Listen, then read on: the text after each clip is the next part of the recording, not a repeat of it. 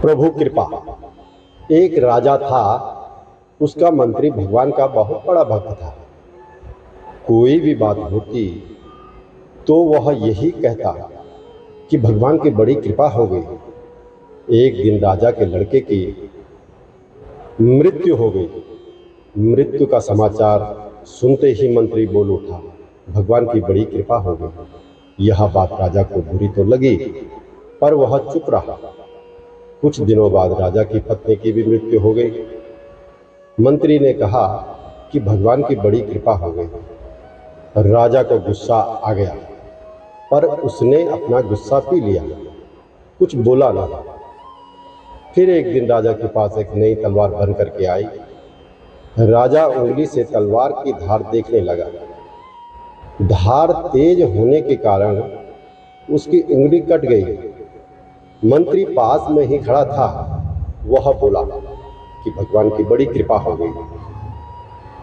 अब राजा के भीतर जमा गुस्सा बाहर निकला।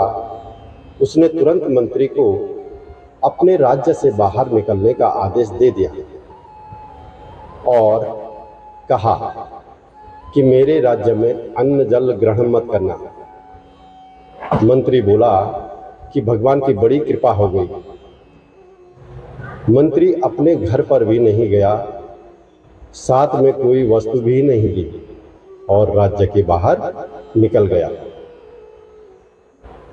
कुछ दिन बीत गए। वासनी है नमो। एक बार राजा अपने साथियों के साथ शिकार खेलने जंगल गया। जंगल में एक सूअर का पीछा करते हुए राजा दूर घने जंगल में निकल गया। वहां जंगल में डाकुओं का एक दल रहता था। उस दिन डाकुओं ने काली माता को मनुष्य की बलि देने का विचार किया हुआ था। संयोग से राजा को डाकुओं ने देख लिया और उन्होंने राजा को पकड़कर बांध दिया। अब उन्होंने बलि देने की तैयारी शुरू कर दी। जब पूरी तैयारी हो गई, तब डाकुओं के पुरोहित ने राजा से पूछा कि तुम्हारा बेटा जीवित है? राजा बोला, नहीं, वह मर गया। पुरोहित बोला, इसका हृदय तो जला हुआ है। पुरोहित ने फिर पूछा, तुम्हारी पत्नी जीवित है? राजा बोला, वह भी मर चुकी है। पुरोहित बोला, यह तो आधे अंग का है, अतः यह बलि के योग्य नहीं है, परंतु हो सकता है कि यह मृत्यु के भय से झूठ बोल रहा है। पुरोहित ने राजा के शरीर की जांच की तो देखा कि उसकी उंगली कटी हुई है। पुरोहित बोला, अरे यह तो अंग भंग है, बलि के योग्य नहीं है, छोड़ दो इसे। डाकुओं ने राजा को छोड़ दिया। राजा अपने घर लौट आया। लौटते ही उसने अपने आदमियों को आज्ञा दी कि हमारा मंत्री जहां भी हो, उसे तुरंत ढूंढकर हमारे पास लाओ। जब तक मंत्री वापस नहीं आएगा, तब तक मैं अन्न जल ग्रहण नहीं करूंगा।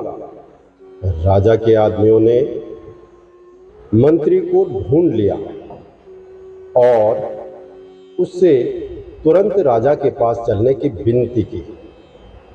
मंत्री ने कहा कि भगवान की बड़ी कृपा हो गई। मंत्री राजा के सामने उपस्थित हो गया।